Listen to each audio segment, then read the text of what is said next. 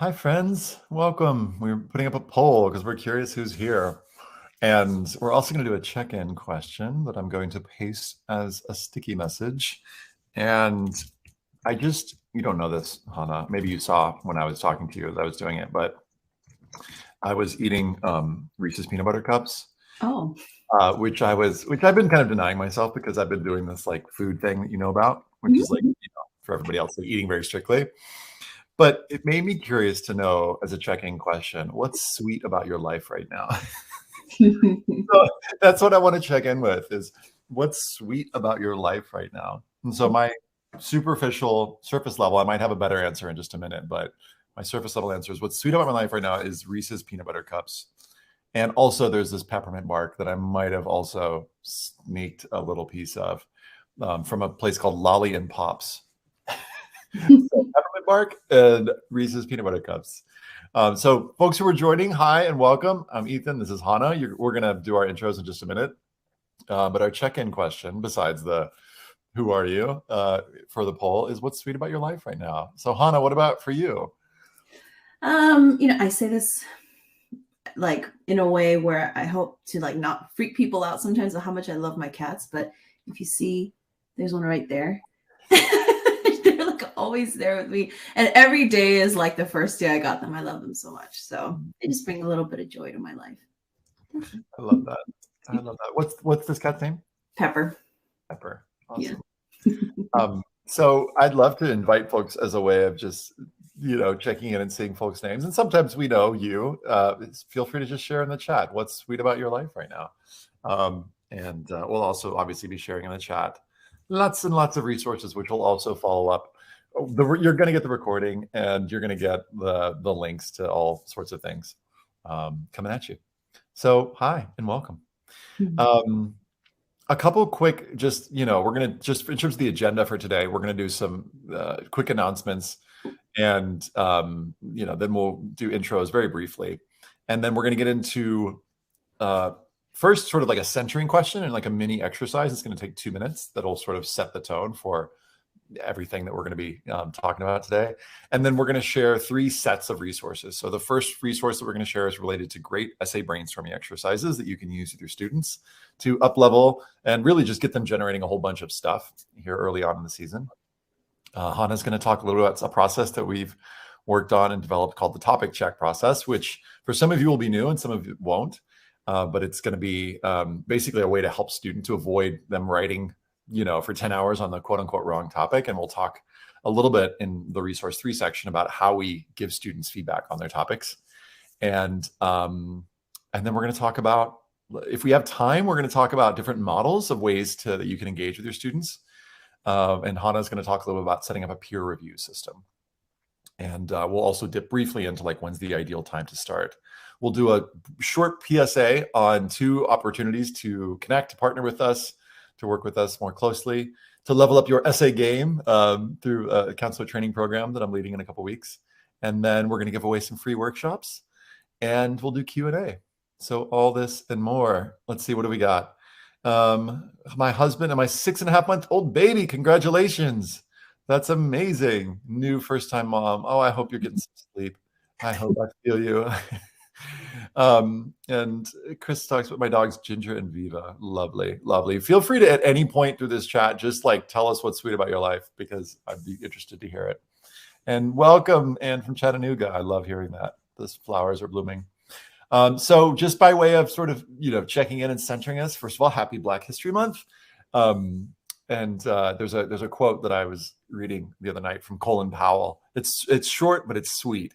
And one of the things he said was, have a vision and be demanding. And I love that. And it makes me want to do a whole session on like, what is your vision for this world and or for this year? And like, are you being demanding about it or not so much? If you're interested in issues of equity and access, I want to share with you a few resources. One is from my friends at the Anti-Racist Institute, Educational Institute. I'm going to post the link in here. Brittany and Ashley, they're doing some incredible work there. They've got a white anti-racist accountability course that I'll share the link to in just a minute, that if you are somebody who is a white person like I am, and you're like, hey, I want to have an accountability group. someone who can help me, do more. And, in terms of equity and access in the world, it's a really great 2-week primer, and it'll get you lots of resources and sort of get you centered on, hey, what do I want to create? What do I want to build? There's also a really cool resource that the Center for Racial Justice put together, and it's loading. Please hold. There we go. The Center for Racial Justice put together. And this is a Black History Month resource guide for educators and families, which I will share here. And I love Ashley's here too. Thanks, Ashley. I love that. And yay, Tara, for getting over COVID. I'm glad that feels sweet. It feels sweet to me too. If you're a counselor who's interested in, just having more ideas about ways that you can help bring more equity into the college admissions process, I'm going to share my window for a second. We put together this list last year. It's a Google Doc of 40 ways and counting, because we're open to more ideas, that counselors can help bring more equity to the college admission process. So there are a whole bunch of links on here. The mini course that I mentioned, you'll find it at this link. There's also the 21-day racial equity habit building challenge, which you can find here. And we've got this list of CBOs, 100 plus community-based organizations, that's what a CBO is, and nonprofit organizations that are accepting volunteers. So you'll see a little video here that I recorded explaining what the heck this is, but you'll just see there's so many amazing organizations, and here's a cool, quick description of how you get involved and a link. And you'll also see, is it nationwide or is it, by city or state? And the list just goes on and on. Big shout out to Erica Coplin on our team, who heads up the Matchlighters program, for putting that together. And you'll see just some other ideas, stuff that we've been working on this past year. So yeah, I hope that's useful and inspiring to some of y'all. It's a lot, but hopefully there's something in there for everybody. We also, by way of announcements, we have a mini course coming up. This is on how to make college affordable. And I'll just share my screen real quick. We're doing it in 2 different parts. There's a version of it that's for students and families. And there's kind of like a more up-leveled version that you click on this here. Oh, by the way, it's pay what you can. It's with Amanda Miller, who's spent a lot of time thinking about this. She put together the Paying for College resource guide that's just incredibly thorough. And this particularly is for counselors. That's why I'm spending a minute on it. It's going to help equip you with bullet points for the where do I find scholarships conversation. How do you answer those questions, like what about divorced parents and what financial aid opportunities exist for undocumented students and some of those kind of niche areas? How do you assess a student's financial aid profile and get them resources in under 15 minutes? So Amanda's really skilled at talking to students about financial aid, but particularly in preparing counselors for talking about it. So if you're interested in that, we'll share a link to that. Actually, I'll just throw it in right now. And again, it's their pay what you can spots for that. We don't want finances to be a barrier. And Sarah, that list, someone just asked, how do you find that CBO list online? It's all going to be in the follow-up email, but it's also in the links that we shared.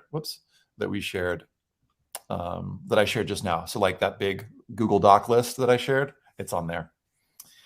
What else? Ooh, our Matchlighters program is opening up 1 month from today, in fact. So our Matchlighters program, if you haven't heard, is a program that pairs low-income students with caring, loving, brilliant counselors, like maybe yourselves, like maybe some of you are on this call right now. But basically, we pair hundreds of students each year with who are seeking essay support and who want, just basically one-on-one help. And you can either sign up as a counselor if you're like, yeah, I would be totally down to work with a low-income student, or maybe 2 students. Or if you are a counselor who's like, hey, I've got all the students you need, Ethan, just let me know. If you've got a bunch of students, we're interested in both. So we are recruiting both volunteers for the program, and each year we're recruiting more students. So if you're a counselor who's like, yeah, I've got some students who might be a great fit for that program, and you'll find more on if you go to the website and you click on Matchlighters, I'll share that link here. Sorry, it's a lot of links. Don't worry, we're going to follow up with them. But in case you're curious about it right now, this is more on our Matchlighters program. And if you fill out the Google Doc form that says, let's talk about a Matchlighters scholarship partnership, then we'll get back to you and share with you how you can get your students signed up. So yeah, our goal this year is to work with 1,000 students pro bono through our volunteer community, but also through our college essay guide team. Okay, that's it. Those are the announcements and the whatever commercials. for things. Hanah, would you do us the favor of introducing yourself and giving a little bit of context of your background? And then I'll do the same. And then y'all will be into the content and we are going to go. Hanah, go. Hi, my name is Hanah Lim, and I'm so happy to be here. Just to kind of give you a little bit about my background. So I'm the oldest of two working class parents. I was totally a latchkey kid. I had to figure out everything on my own. Even though my parents had gone to college or some college, I was just so lost in the process. So when I was deciding on college, I literally drove around and picked the prettiest one. I was so lost. And so I don't regret anything about my education, but yeah, I wasn't really sure of what I was doing. So the majority of like where I really learned a lot of this stuff was actually when I went to Bangkok to just kind of not go on to the tenure track yet because I got my teaching credential at my college. And when I went to Bangkok, I went to teach and see the world, but I ended up being like the college director of a test prep company there where all the profits went to nonprofit projects. And then so I came back to the States ready to, teach and everything. And then the recession happened. They were not hiring anybody. So I basically started working for the same company, but in the States. And that's where I met Ethan. We worked for the same company before. And then after 6 years of being there, I actually ended up landing my dream position at my old high school, teaching juniors English, but also teaching Senior Avid, which is a program that helps students who are generally first generation low income students who have the potential, but they don't have the guidance. And so my experience when I was in Thailand really helped me because I was guiding these international students and now I was guiding students here on how to kind of navigate that process.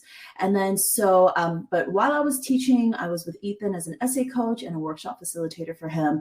And then after 8 years of teaching and teaching through the pandemic, I made the transition this past June to come on full-time with CEG as a director of workshops. And my goal is to help as many students as possible get the help that I never got. And so I never want to forget that these workshops that we present may be the only chance that students get help for these essays. And so I wanted to, just be here and kind of give the perspective of someone who worked at a public high school and things like that. So, yay. Thank you. I'm so glad you're here. And I'm so glad to be, Hanah and I, we've known each other now for like, 12, 15 years or something. So yeah. It's just awesome. I'm so grateful for our relationship. So we recognize that there are, and let me just look at the poll. So there's like a wide range of folks. We got like 14% public school counselors, like 33% private school, independent Catholic school, 22% IECs.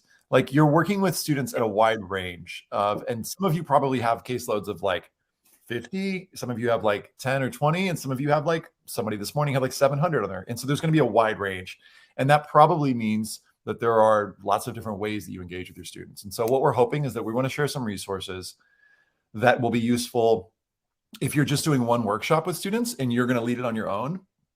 Or if you're like, no, I want to this year, this is my year, we're going to do a boot camp this year and we're going to spend 2 to 3 days and I'm going to lead it, I'm going to have a team lead it. And I want to have resources to help, equip my team. Great. Or at the end, we'll share with you a program that we have that you're interested in, which is pay what you can, that will allow you to sort of like have college essay guy. And that's like literally me. So I'm not, so like it's college essay guy because I'm me in quotes, but come in and like actually, do these sort of live sessions. And then you can follow up with the sort of in the weeds, follow up with students to like help them pick their topics and stuff. But we want to give you some resources too, to like, how do you help a student, for example, pick a topic quickly? So let's jump in. The first question that, we're so values based in our work. The big question, and if you've been to, it's rare that you come to an Ethan session and Ethan doesn't say the word values. We used to joke that we do like a drinking game, drinking water, of course, but around how many times Ethan says values in a session. The question that I want to ask is a centering question. Boy, it looks so intense here. That's like intense, like, I don't know, 29-year-old me or something. But here's a quick values list, which you've maybe seen, maybe even used with your students. But I want to ask y'all, and feel free to answer in the chat here. If you had to center your work with your students this year, what are 3 values that you want to bring in and want to center in your work with students? So take a look at this list and again, throw them in the chat. There's a little delay, so it's going to take half a minute or so for folks to be able to do this. But what are 3 values that you're calling into your work with students through the college admissions, college essay, college application process? And while folks are thinking about this and typing, Hanah, I want to ask you, and it could be the same answer you gave on this morning's webinar or not, but what are 3 values that are feeling particularly important to you? Yeah. Actually, this time vulnerability is standing out for me for sure. Making a difference or slash meaningful work is really, really important for me. And then, yeah, I strive for excellence. So Yeah, keeping the bar high. Yeah, so that's interesting because vulnerability sometimes and like that excellence thing, those aren't those. It's hard to get those in like the same, exercise sometimes, but it's like, yeah, globally as our work, both are super important to me too. Yeah, the ones that are resonating for me are, I think the creativity always, but like for me in particular, as I think about shaking things up and finding new ways to like engage students and engage with students is really important to me. I'm always about efficiency. I know that sounds kind of cringe, but I'm like trying to find ways to like draw students out quickly. And I think inclusion. I think that's a thing that I think in some ways that we do well at CEG, and in other ways I think we can do better. So that's another one that's big for me. Thanks for lighting up the chat box, y'all, with yours. I see authenticity coming up a bunch. I see curiosity, and I see courage coming up a few times here. Great. Now, the reason I start with this is that I think that it's these values that can help us when we're trying to make decisions later on about how do we engage with students when we're putting together, for example, a workshop or a workshop series, if you're doing like a boot camp style thing. These values help us answer our questions like, well, should we do X or should we do Y? Well, let's look back at our core values. Like, what is this really about? For those of you who need the list or who would like that list, I'll just throw it into the chat. And I see authenticity coming up so much. It's interesting. We could do a whole session on like, what is authenticity? What is authenticity in the college essay process? Okay. So some exercises that I want to share with you in terms of brainstorming are here. Let me give context before I share my screen, but and then I'm going to kick it over to Hanah for a couple minutes. But for in terms of brainstorming, I, for years, taught this essence objects thing and the values exercise. And those are pretty good exercises that still work for certain things. But what I realized 2 years ago is I went through like 300 essays from past students and really looked closely at like how, when students finally settled on their topic, what could I group those topics based on a type? And that sounds kind of cringe because it feels kind of formulaic and kind of gross, but I was like, could we design exercises that would help students to maybe even more quickly get to the topics that they would kind of land on eventually anyway?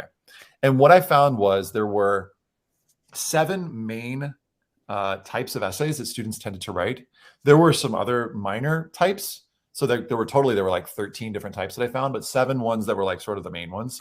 And I thought, 7 is a number of mini exercises that I could guide students through in like half an hour. So what I'm going to share with you, and I'm going to only give you like the 7-minute version because we want to talk about other things today. But these are, if I had 25 minutes with a group of students, these are the exercises that I would lead them through. And I'm going to share my screen here. I'm going to share with you a Google Doc that we'll talk to you about how to get access to at the end, and we'll share links in the follow-up. This is the Choose Your Own Adventure tool. Some of you have seen this, some of you haven't. But inside here is something called, this is our workbook that we guide students through. And these exercises, which again, you'll get access to, are my favorite. So first, we'd love to start with the values exercise because we think that helps center students on thinking about who they are and what's important to them. Big picture, like over the whole application, not just the personal statement, but like, what are the things that I want to cover somewhere in my application? Okay, so the first exercise, and again, these take about 20 to 25 minutes to guide students through, but they're super productive. The first one is what we call I love and I know. And it's real simple. The first exercise is make a list for a minute of things that you love. And if we had a 3-hour workshop, I would have us all do it together. But some of the things I love are games and road trips and, talking about our feelings and like, I could go on, but you basically make a list and you even do it live in front of the student and then you have them go, or you bring up a student and have them make their list for a minute and then you have the students do it together and you have another student take notes and they go back and forth and they've got a list of things that they love. It could also just be, if you're doing it virtually, you can just have the students type it on their own on this very Google Doc that they can make a copy of. The next question is, what do you know a lot about, or what could you geek out on for an hour? So here are some things that I know a lot about. Shooting free throws, proper free throw form, and snacks. These are things that I could totally write college essays on. And so these are 2 starting ones to just get the brain kind of going. And students generally have some things that they can put on here, even if it's like 2 or 3 things. So that's the first one. And we usually spend like 5 to 7 minutes on this exercise because it kind of takes a minute to explain it. The next exercise, and again, I lead these back to back, is the essence objects exercise. Some of you have seen this from my book or from the website or from YouTube, but it's like, what are specific concrete objects that represent different relationships, moments, memories in your life? What's an object that reminds you of home, something that reminds you of food, that reminds you of your family? And students list for 5 minutes different essence objects. Now, you could totally do like just 20 minutes on the essence objects exercise and generate a bunch of content, but we've nested this among other exercises because we feel like these other ones are pretty good too. The third one is this set of random questions. And the reason I like the random questions is that it doesn't put too much pressure on like finding the question. So what I tell students to do is to just take a look at this list and just spend 5 minutes picking any of these random questions to answer. They don't have to, there's not one in particular that I'm like, oh, this one. Except there is one in particular that I'm like, oh, this one. And it's the first one. And I actually tell students this: what is or are your actual superpowers? So what I do is I tell them, hey, actually answer this question first. I got a little bit New Zealand there. Answer this question. And then you can answer all these other, any of these others you want. But I love this superpowers question because I've seen students come up with a topic idea just based on the superpowers one. And whether it was just one superpower or here are 3 or 4, and they found some way to tie them together in their essay. The next exercise, this essay is familiar to you, the career-based essay. And this is really good for students who have to write about a particular major, a particular career.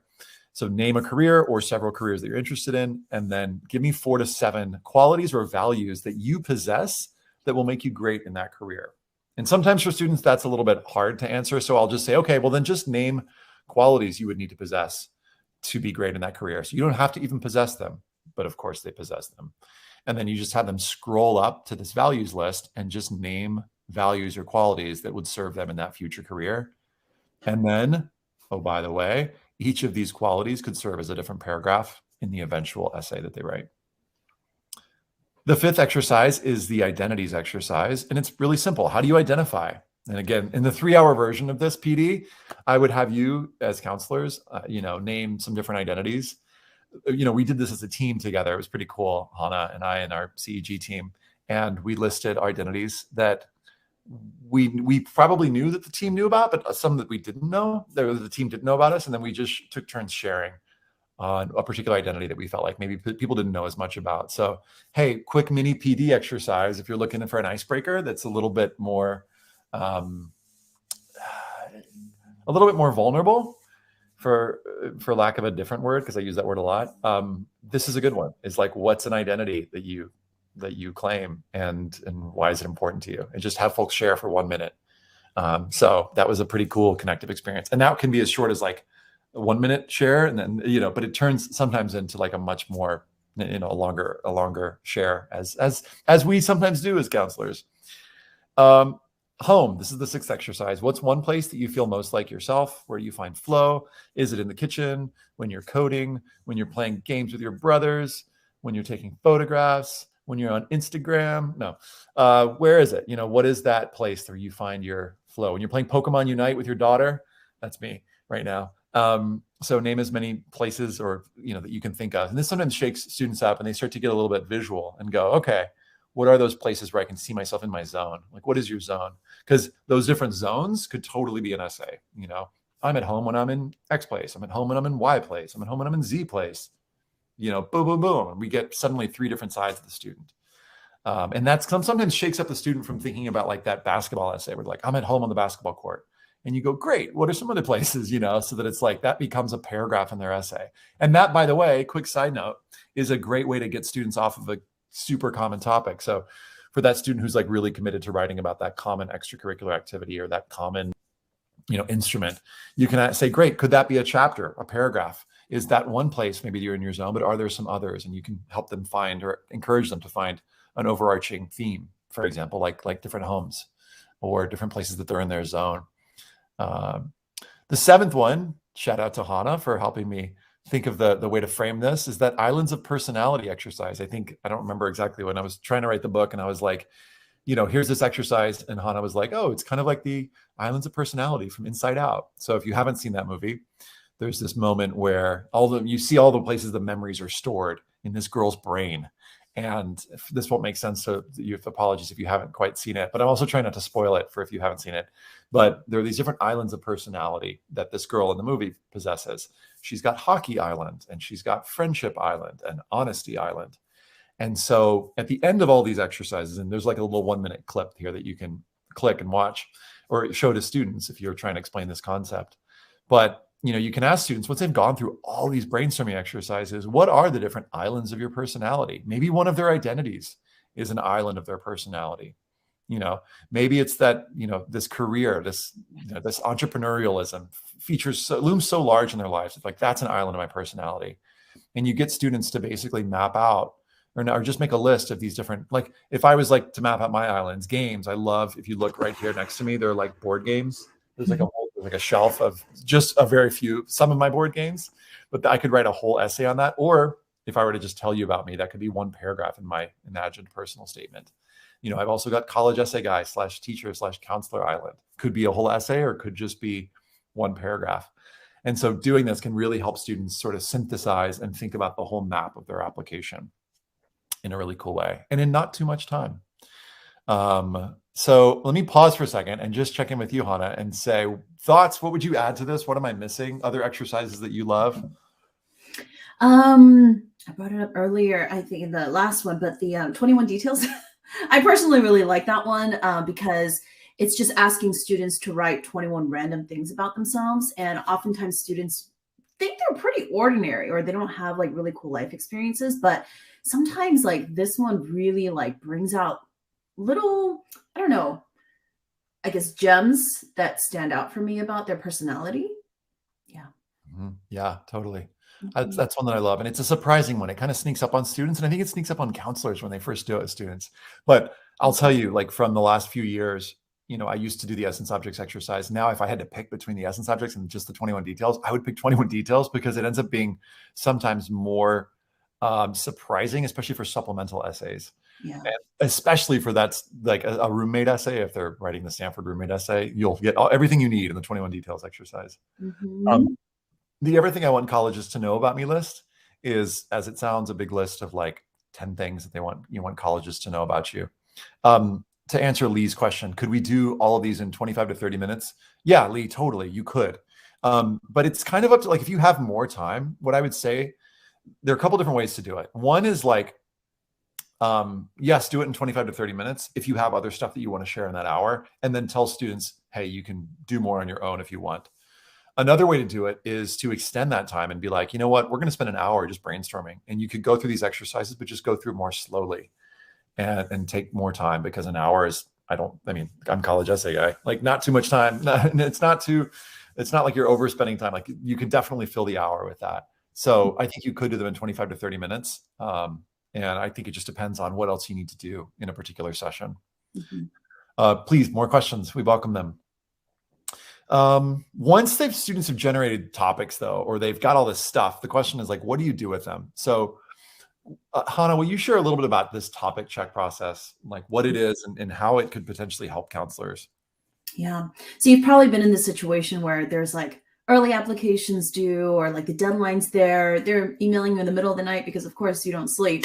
And so they want you to like give them feedback immediately about their essay. And then you open it and it's like an essay about somebody else, or like we mentioned, like a basketball essay. And it's like, you're at a position where you have to tell them like, this is not a great topic, or maybe you should write about something else, but it's like kind of almost too late, right?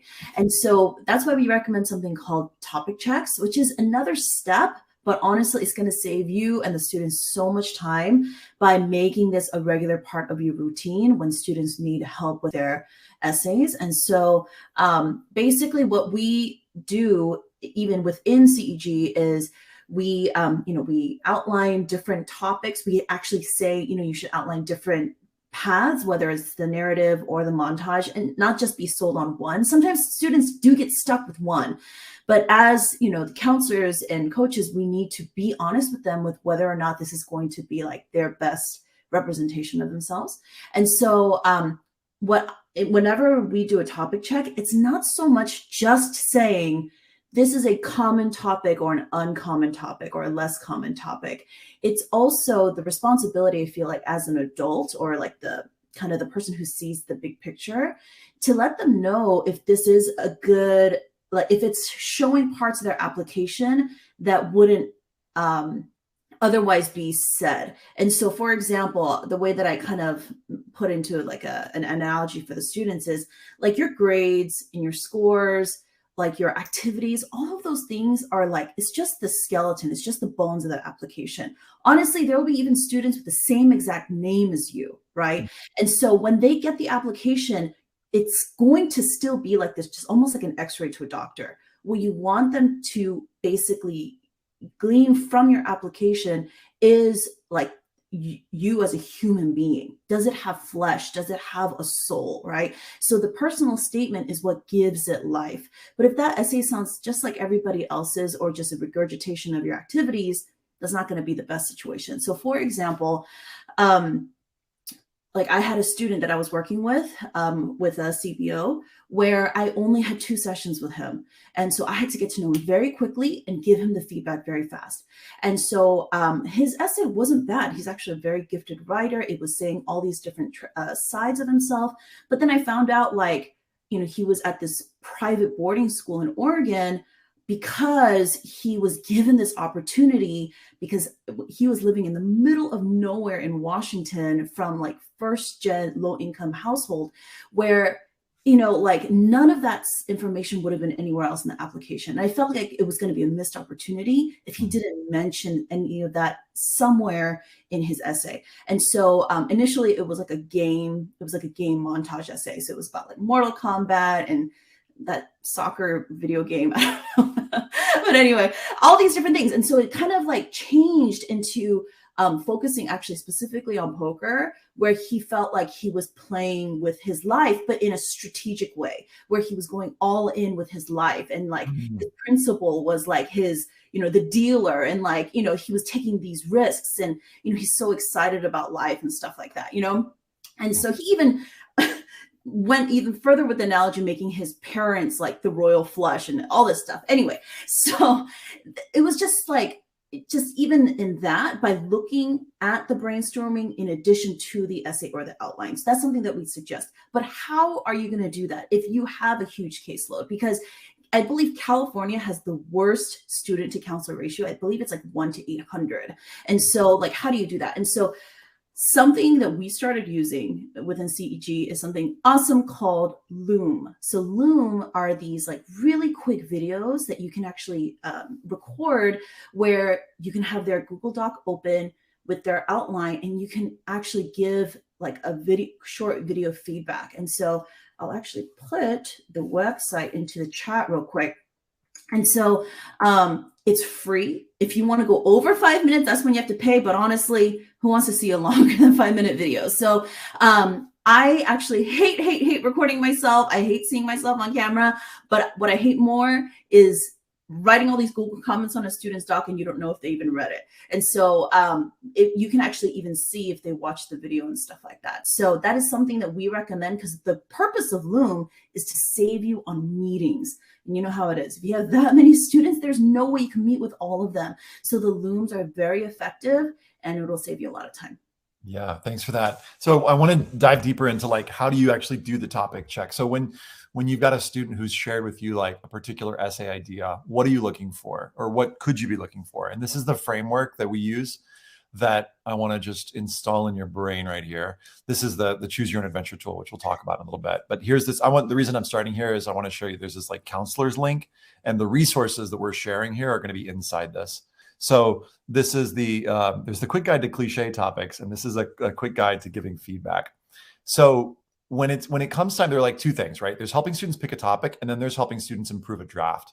And we're going to focus on picking a topic. So when it comes to when I see an essay topic, the question I'm asking is this student writing about a challenge or not so much? And I don't prefer that students write about challenges. In fact, I want to steer them towards, like, even if they do have a challenge to write about, what are some other sides of you, so that they can brainstorm, you know, lots of different parts of themselves.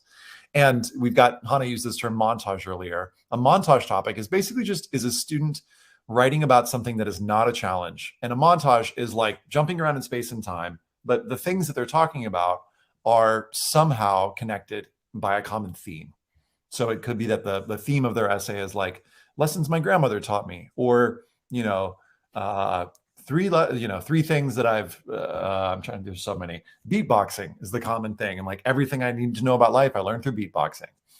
So when we're trying to diagnose, for example, a student who's written a montage topic, is it a topic that's likely to stand out or not? Two of the things we're looking for is it elastic? And is it common or uncommon?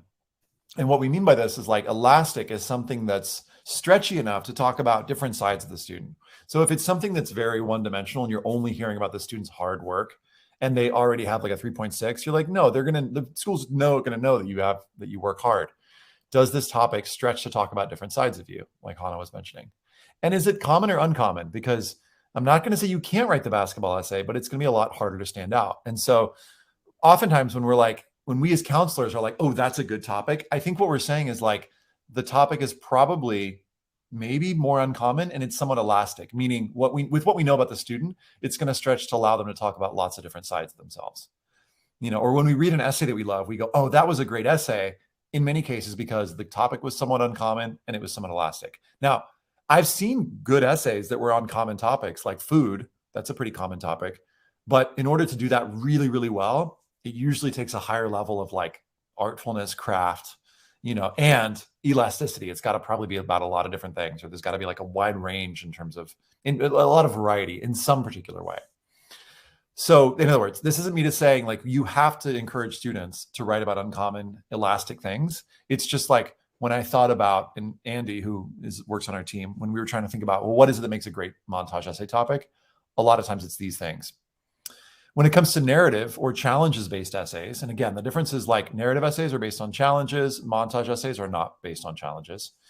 Oftentimes those essays, and again, I'm not promoting a preference for this, oftentimes they have stronger challenges and stronger insights, right? So like if you read an essay that's on, getting a bad grade in a class and there's no real insight on it, then we're kind of over here with meh insights and meh challenges, right? But it's those essays that are on more compelling challenges, sometimes more difficult challenges, and have those wow insights that we're like, wow, that was a great essay. Again, I want to just say, because I think it's really important to say, I'm not advocating for, every student has to be over here. I'm just saying that like when I see an essay, if I feel like it's not that compelling, sometimes it's because it's either the challenge wasn't that compelling, or I don't understand why the challenge is that compelling, or the insights just aren't there yet. So there's things that students can do, but oftentimes, and this is like a whole separate session, but when students don't have that incredible challenge to write about, we throw them to the montage essay. Use those 7 exercises, because those 7 exercises we walk through are all about potentially generating montage essay topics. Okay. Once they've done that, whoops, it always clicks down. I don't know why it does that. Once students if they've got a great topic, then it's really just a matter of continuing on the narrative path to like, go ahead and outline your essay, or the montage path. And I'm not going to get into the details of this here, but inside this tool, which again, we'll show you how to get access to, once students go into the montage path, like if a student has a great topic and it's on, for example, something that they love or know a lot about, I'll just be like, great, now go into this particular module and watch this video, because here's a how-to guide on how to write your essay. And so we've mapped out how to basically write each of these types of essays. And then if it's a narrative or challenges-based essay, great. Now create an outline and outline it based on these 3 parts. What were the challenges and effects? What did you do about it? And what did you learn? And once students have bullet pointed that, they should have a pretty solid outline for their essay. Let me click back for a second.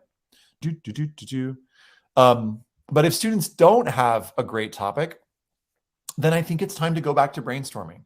And so I would send them back to either the exercises that they've done, or lead them to exercises that they haven't done, right? So some of those other exercises that Hanah mentioned, like the 21 details exercise, or the everything I want colleges to know about me exercise, those can also help to generate ideas. Or it could be that you find out that they didn't actually do the brainstorming exercises that you said they would, or you assign them to them and they haven't actually done them.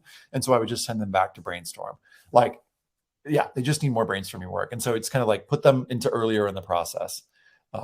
And yeah, when it comes to improving a draft, and we won't have a ton of time. We have a PD coming up in a little while, and actually in late March, that's going to be more when it's closer to time to do this, for how to help students improve a draft. But big picture, I'm just going to offer some quick thoughts on it. it's really important, I think, to focus on content first. And maybe I'm preaching to the choir here, but I tell counselors, don't touch the grammar, don't proofread on a first draft. Why? Because that's way down at the level of details, and that's stuff that's probably going to change later. The questions to be asking first are, I'm going to scroll down. Here's some questions to be asking. Number one, actually, there are 4 questions for each type of essay. So just to zoom back, when you're evaluating an essay, is this about challenges or not? If it is about challenges, it's what I call a narrative. And I think the questions that we're asking are different than if it's not. So I'm asking the question, is it clear what the challenges are? Like when I read this, because sometimes you read an essay that you sensed about challenges, but they're being kind of vague or obtuse. And you're like, what was the difficult thing? Can you clarify that at the start? Next, because sometimes they do put the challenges, but we don't know the impact of those challenges on the student. So did the student make clear what the effects of those challenges were on them? That's a great second question to ask. This is kind of like a rubric for just giving feedback on an essay topic. Third, is it clear what the student did to overcome the challenges? Sometimes you know how it goes, right? It's 75% challenge and then a little bit of but then I tried to do some stuff and then it's better. And then you're like, but wait, what? There's the whole middle part of the essay. I'm like, working hard and studying and whatever, all that stuff you did that's missing. And then the fourth part is it clear what you learned through the experiences? What are those insights? So when you read a challenges essay, I just want to install these 4 questions in your brain. Is it clear what the challenges are, what the effects of the challenges are, what you did about it, and what you learned? And then the student can go and work on those particular things. It could be that they kind of have some of these, but they're way too much on one category. I've never seen an essay that was way too much on what they learned through the experiences. Usually it's like way too much on the challenges. So that's for, like I said, narrative, AKA challenge-based essays. For montage, 4 different questions to ask. First, is it clear what the topic or the theme is? Because sometimes it isn't. Second, does the student use specific examples for each paragraph that clearly links back to that main topic? Third, do the examples connect to values? Because this is the nutritional part of the personal statement. It's like, what are those specific values that you're going to be bringing with you to the college campus? And because sometimes students will have cool examples, but it's kind of like fluff, right? It's like, yeah, nice story about this thing that you did, but I'm not really getting the nutritional part of the thing that you want me to know about what's important to you or what you're bringing to the college campus.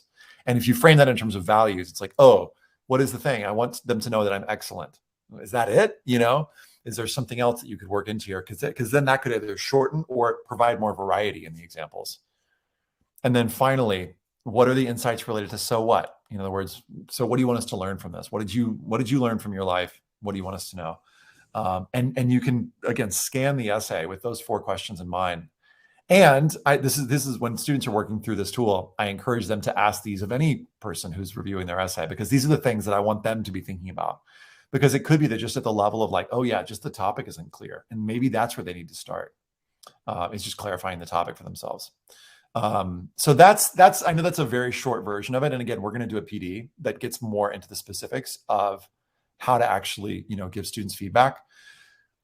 Just to kind of give a primer on it. And again, and the reason why I'm not delving super close into this is because we're in February and we're not giving essay feedback right now, but we'll walk through, and there's stuff inside the tool on how to actually record a loom and give students that feedback in just a few minutes. But the short version of it is I scan through it with those questions in mind and I go, challenges or not challenge? Okay, challenges, narrative. Are the challenges clear? Yes or no? Are the impacts clear? Yes or no? And based on those 4 questions, I give them feedback on that specific thing and then send them away and go work on it. Because that's only going to take me 5 minutes. To read an essay, it takes 3 minutes. To record the loom, it takes 2 minutes. To just hit record and be like, hey, great start here. Sarah, I love the way the essay is going. I feel like it could be clearer what the impacts of the challenge were on you. So could you think about giving me a sense of what did this change in your life? And there are a bunch of questions inside the tool on this. There are 11 questions. So you can also just be like, check out this particular module, and they can go and click on it and read the list of 11 questions and generate more content for that. Great, keep going. And then boom, you send them that little Loom video, or you just link it in their Google Doc and they're off. So it's been a pretty efficient way to sort of do what I call the pharmacist approach of you quick do a diagnosis and then you prescribe them a potential fix for it. Ba-dum-bum-bum. Can you talk for a few minutes, Hannah? Maybe, well, we're running out of time. I apologize. I went too long on that. On setting up a peer review system, because there will be folks on this call who are like, I can't do this with all my kids. So how to peer review systems with students? Right. So this peer review system may be, again, another new thing that you incorporate into your process. But so at my school, I was at a public school. Again, the caseload was like 800 to 1. And oftentimes this is what the students were asked to do. The students were asked to come to the library during lunch or after school for personal statement help. Then they would just sit at the computers and then wait for the counselors to get to them. They would float from student to student, and then if they could even get the help that day. So, Ethan earlier said one of his values is efficiency, and that is 100% something that I value as well too. And so there was something that I developed while I was an AVID teacher that I actually did within my own classroom. So how do I take 30 students in a room and try to give them all feedback efficiently, right? So basically what I would do is make mini versions of myself with all my students. And so the way that I did this was I gave feedback openly on students' essays. So I do want to establish, though, that you must establish a safe space in order for that to happen. And one of the major ways to do that is to actually do the brainstorming exercises with them and model your vulnerability with them as well. Because Brene Brown says vulnerability breeds vulnerability. And so, this is a very personal process for the students. And so it is scary. They're living in this generation where everything is filtered, like just curated images of their lives online. And so any bit of, mistake or flaw or vulnerability is actually not honored. And so, you want to establish that safe space. And so basically this is what I would do. First, I would model with them. Like I would actually take a volunteer. I would never volunteer a student to, give me their essay or outline. I would take a very brave person. I would let them know I'm going to be very gentle. So, because again, it's very, very scary for them to do that. And so openly in front of everybody, I would give them feedback on their essay. So again, big picture things, but I would always start I would basically do a compliment sandwich, right? A feedback sandwich. So it's something positive, right? What worked, and then maybe something that can, be changed, and then something positive again, so they can kind of like swallow it a little bit better. And so I would do that enough so that I wanted them to be able to hear my feedback in their head. And I would also emphasize, do not worry about the grammar, because that's like the thing that they tend to focus on the most, because it's the easiest part. And then another thing is the issue was actually that they were too nice to each other. And so I would tell them, you guys, if I have broccoli in my teeth, I want my friends to tell me, right? We're here to support each other. And so please don't see any kind of constructive feedback as something negative. And so what I would do is then, and this took several days. So that would be like, let's say 1 day. Then the next day would be, the students would be put into smaller groups, maybe like 3 or 4. And then I would basically float from group to group, and they would do the same thing for each other. So we had read around groups where one person would read their essay out loud, and then the other students would give feedback at the end. And so I was always listening to make sure that they were kind of on the right track. And then, I got a great question in this morning's webinar, someone saying, like, what if they're too shy? And I totally understand that. I was that student for sure. And so, but even if they don't share their essay, just the process of thinking about someone else's essay helps them tremendously. And so, and eventually they generally do share. And what was beautiful was at the end, we would do like an essay reading, like a big open reading where we would read them to each other. And it was just like a very beautiful moment. That's when we'd actually invite the counselors, the principal, and it was like an event. And wow. So we actually invited teachers too, so they can kind of see what our students are like. And these are not like our top 1% students, and so it's like, you would be surprised like how beautifully they can evolve, and how great that the peer feedback could be. So again, it could take some time, but it's something really cool and exciting that you could develop. Yeah. Thank you for that. Mm-hmm. Yeah, somebody asked earlier, like, when is the ideal time to start this kind of essay work? And I think that a good time to start, I mean, some folks want to start early-ish. They want to like sort of plant the seed and do an early workshop in March or April, which is fine to do a kickoff, but I wouldn't have students like go in and write the essays because they're going to change so much, like the essays, but also the students. So we find that like late May, early June, I think really the summer is the best time for them to be working on essays so that they're not stressed in the fall when they've got schoolwork. So I think beginning the work is like do a kickoff workshop, maybe in the spring, maybe, late May, early June. I'll share, actually, let me just share it real quick. There are a couple different ways. We think that like the best time to be working on this is like at the end of the school year, like after they've finished all of their, finals, after APs are done and everything. And here are two quick ways to partner. And then we're going to do, or to like learn more together. And then we're going to give away the free workshops. So CEG Live is a series of summer boot camps that we offer for schools and organizations. And look at that. The lighting there was really good. I don't know what was going on. But it's on how to write the personal statement, also the college application supplemental essays, and the UCs. So we also offer through this program like PD for counselors and for English teachers, and this choose your own adventure tool, the one that we've been referencing a couple times. The summer boot camps are May 30th, June 1st, and 3rd. That's the first one. We've got another one that's like kind of at the start of the summer, like just after school's gotten out, and then one like later in the summer, August 1st, 3rd, and 5th. And it's students logging on to a YouTube session. They do 90 minutes for, days 1, 3, and 5. We do brainstorming the first day. How do you write your outline and write your essay on the second day? And the third day is how do you revise and up-level your essay? And I walk them through this tool, which gives them pretty much everything they need, from like, how do I come up with topics, to how do I outline it, to like even things like, how do I start my essay? Or somebody asked in the chat, resources for bringing more insight into their essay. So this is something that we were just like, we need to just create this. So first, what is insight? How do you recognize it? And then here are 10 ways to add insight to your personal statement. Like, for example, try to think of the opposite, or try shifting from one value to another. And we give examples through all of this. What else? Oh yeah. We also are doing like sort of mini boot camps on how to write the supplemental essays. So Monday, Wednesday, Friday, students can pick between each of these times. How do you, save time by like repeating your topics? In other words, reusing those topics in multiple supplemental essays. How do you write that why us essay? We've got supplemental guides for like 40 different schools that I share. And then for counselors who are working with students on the UCs, we've got a whole separate mini course that we're doing July 11th, 13th, and 15th. I shouldn't call it a mini course. It's basically a boot camp on the 3 parts of the process. We've got a whole separate tool that we've developed that are specific to the UCs and the 13 points of comprehensive review. And then we've got PDs, which are on March 31st, a brief guide to brainstorming and helping students choose a topic. Then we're going to get deeper into like, topic development. We're going to spend a full hour on it. And again, you can invite anybody from your team, from your staff, to come and join for that. And then we'll get deeper into creating a great outline, because this is so important. And it's something that I talked less about in the past. And I realized students really need to be talking about an outline. And then a brief guide to giving great essay feedback. We're going to get deeper into like, how do you specifically give the feedback? What terms do you use? What language? And then you folks are wondering like, great, how much is this, Ethan? So we've got 3 different pricing options.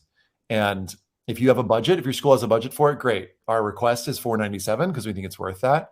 If you have just a little bit of budget, $197, that's a year. And then if you have no budget, then give us $0, because we'd rather you and your students take advantage of the resources and the program than not do it. So it's pay what you can, like all of our courses are.